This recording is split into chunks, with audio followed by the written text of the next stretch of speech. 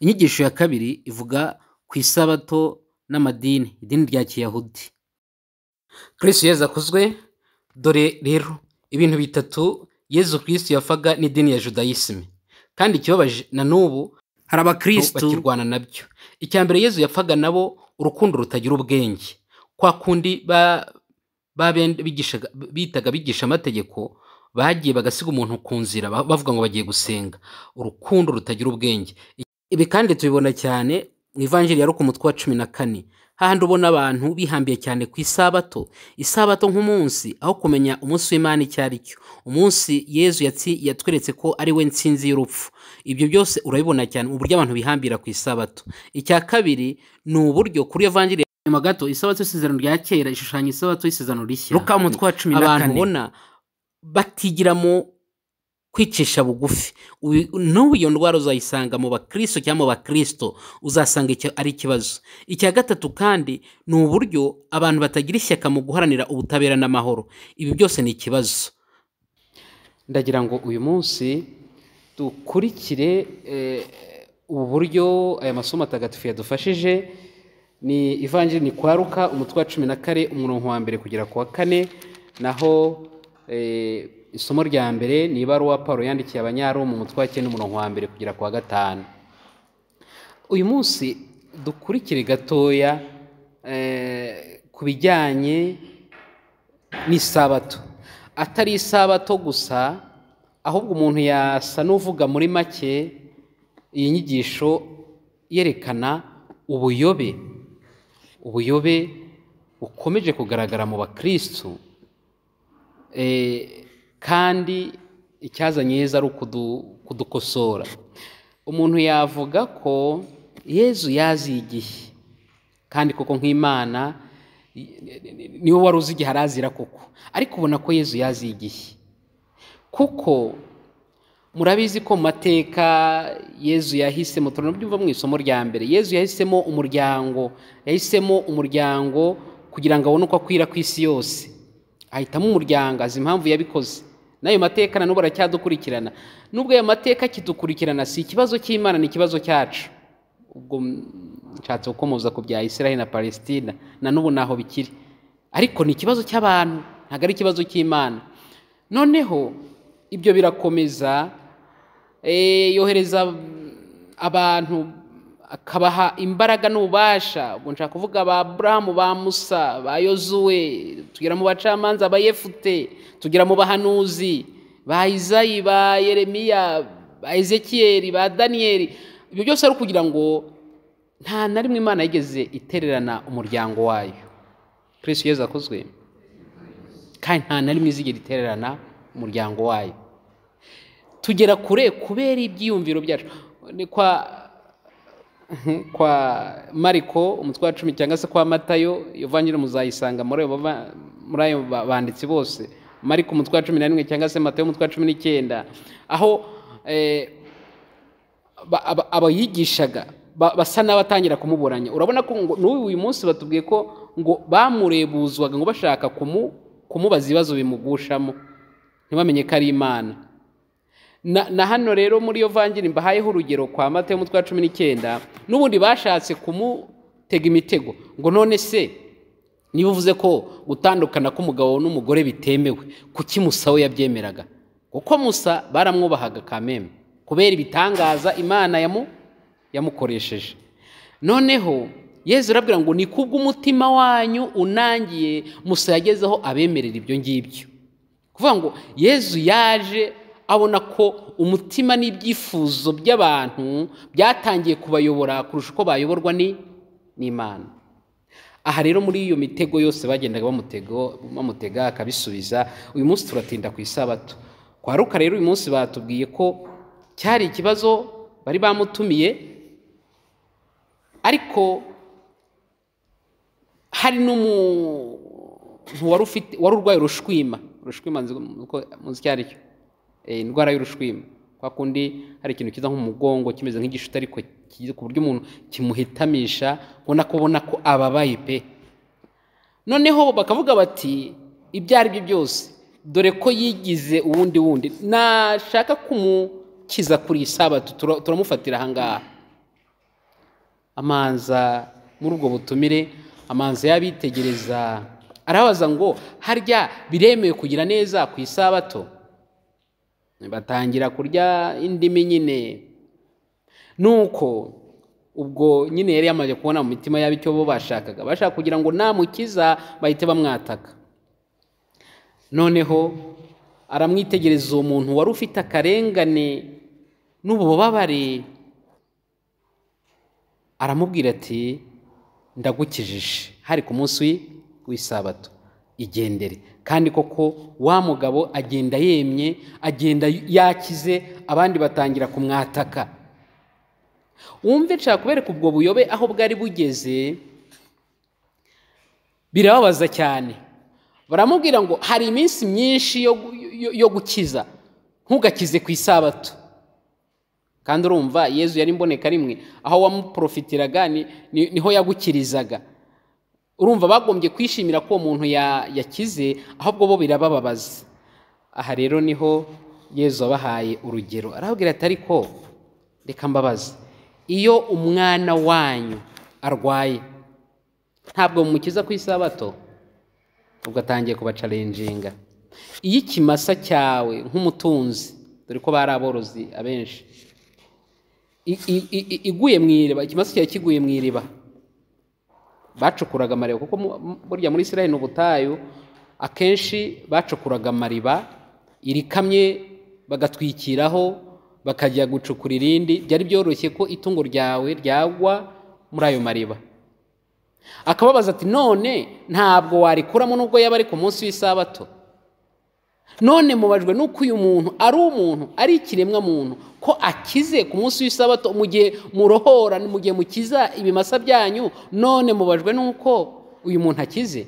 Akababwira ati urumva ko bari bageze aho gukunda ibintu kurusha, kandi bitwa abarokore, farizayoni, bitwa abarokore, bitwa abakristo, kugira aho dukunda ibintu kuruta abantu. Afite no muri iyi minsi turabibona, iki kibazo kiracyahari, ntabwo kigeze kivaho. Kuko iyo tuvuze isabato, yaba hano turibona muri judaisme, hano turi mu dini ya Kiyahudi, iryo dini rya Kiyahudi ari ryo Yezu yaje akosora, abantu noneho bakurikira Yezu bwe, natwe turi mu bakurikiye Yezu bwe. Ariko hari imikorere itujyana mu bya Kiyahudi kandi twarakurikiye Kristo. Hari abantu bakihambiye ku isabato.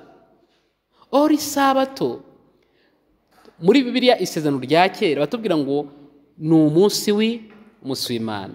Mateyo akatubwira ngo Yezu yaje kuzana, Yezu ubwe wigisha, naje kuzuza no gukosora ibyari bikocamye. Aha rero twagomba kumva icyo Yezu atubwira. Umunsi w'Imana, saba, ikiruhuko, cyari kibereho kumva tugomba kureka ibyo by'isi tugakurikira Kristo, tugakurikira Imana. Muzakore ariko mufate umwanya wo kureka iby'isi, mwibuke ko hejuru hari Imana. Ubundi ni iki isabato ivuga? Ni umunsi w'ikiruhuko, ariko nta rukuruhuka mu gupfa kuruhuka gusa. Ni umunsi w'Imana. Yezu rero yaje atwereka umunsi w'Imana n'uwi. Umunsi w'Imana ni umunsi yatsinze, akatwereka umutsindo we ku rupfu. Cyane ko burya mu gituma abantu bumva ko bagomba gusenga n'urupfu rurimo. Burya niyo ntandaro yo kumva akamaro ko kubana n'Imana. Iyo ugiyeyo no mu mateka abantu bumvise bate ko bagomba gusenga, bagomba guterekera, bagomba kugira gute, nyuma yabyo hari gutinya urupfu. Nirwo rwigishije abantu ko bagomba, ko hejuru hari Imana, ko umuntu haba hari igihangange ariko akabura, agahinduka nk'isazi. Wa mugani burya ngo intare yapfuye irutwa n'isazi nzima. Ubwo rero aho niho Yezu yatangiye kubacalenjinga, ariko no kubigisha. Yezu yaje gukosora ibyo byose by'imyumvire mibi, uko bumvaga isabato. Yezu yaje gukosora ibyo bijyanye n'isabato, no kutubwira uburyo tugomba kumva uwo munsi w'Imana. Nyamara abantu ntibabimenya, bagomba kwihambira ku byabo. Umunsi w'Imana nyawo ni umunsi Yezu yatweretse, umunsi yazutseho, umunsi yatsinze urupfu, umunsi twibuka ko koko ubu twese twarihiwe itike yo kuzabana n'Imana. Ntabwo ari isabato ubwayo yaduhaye uwo munsi, ahubwo ni Yezu Kristu ubwe waduhaye uwo munsi. Niyo mpamvu yaba asesiyo, yaba Pentecoste, yaba kwa kundi yabonekeraga abigishwa be, byose yabikora ku wa mbere w'isabato. Kuvuga ku ku cyumweru kugira ngo turusheho kumva akamaro k'umunsi we ubwe yashizeho. Umunsi w'Imana, cya kiruhuko cyabereyeho kugira ngo twibuke Imana. Kwibuka Imana mu by'ukuri ni ukumenya ko niwe udutsindira urupfu, niwe udutsindira ibibi byose muri iyi si. Ntabwo twihambira ku munsi kuko ari umunsi, ahubwo twihambira ku cy'umunsi uvuze. Kristo Yezu akozwe. Iki ngitinzo kunzi ko kiyobya abantu benshi, ndetse bikaba na bifu ndende cyane. Nge birambabaza cyane muri iyi si yo mbona umuntu yari hamwe ngo nongo uyu ni Isabato, ngiyi ni Isabato, ariko se ni Isabato akwa ni Isabato kuri we ivuze iki? Ngo ni umunsi w'ikiruhuko, ni ryari bataruhuka se? Ushatse n'ubu waruhuka, ahubwo uwo munsi uvuze iki kuri wowe? Imana yacu ishimwe. Ko umuntu w'umujenera agiye ngo ngiye ngo numvise ngo ngomba ngo nahinduye idini. Imana yanjye, hari igihe rero ukumva wanarira. Hano Paulo muri somo twumvise aratubwira uburyo nawe arasanurira ari kwigisha akarira avuga ati Imana yanjye, aba bantu bwavuga bo muryango we, avuga ngo abantu nabagenerwa murage. Imana nta kitabagize, yabahaye byinshi rabatora igira gute, ariko barayobye. Kristo Yezu akozwe. Barayobye, baratanye. Kubwanjye nagombye kuba ndi kumwe nabo, ariko namenye Imana. Imana yaranyishuriye, nahitamo kwibera umukristo wo kugumana nabo. Kuko yabonaga bakiboshywe n'ibya Judayisime, n'ibyo by'amasabato n'iki, kandi Yezu yarabarokoye. Yezu yaraberetse inzira bagomba kunyuramo. Birabaje kubona n'ubu abantu bakihambiriye kuri ibyo ngibyo. Imana yacu ishimwe.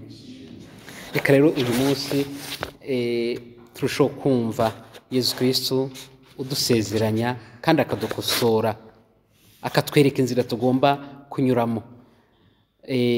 Ntekereza ko tugomba kumanza twafungura ubwenge butuganisha ku rukundo, kugira ngo usobanukirwe n'Imana na Yezu Kristu. Iyo umuntu akihambiriye kurusha uko yayoborwa na Roho Mutagatifu, azakomeza kwihambira mu buyobe aho kujya mu byamuyobora ku Mana.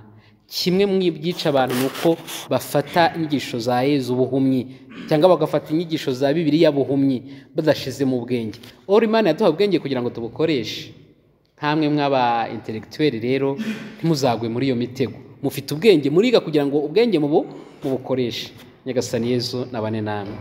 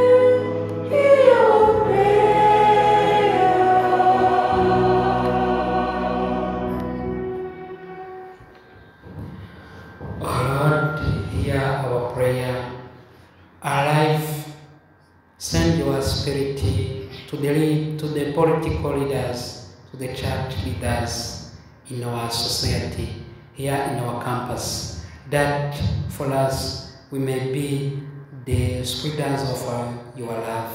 We are the missionaries of your love, and we need your strength, we need your faith, we need your effort, and we need your Holy Spirit to guide us. We ask in your name, Jesus Christ.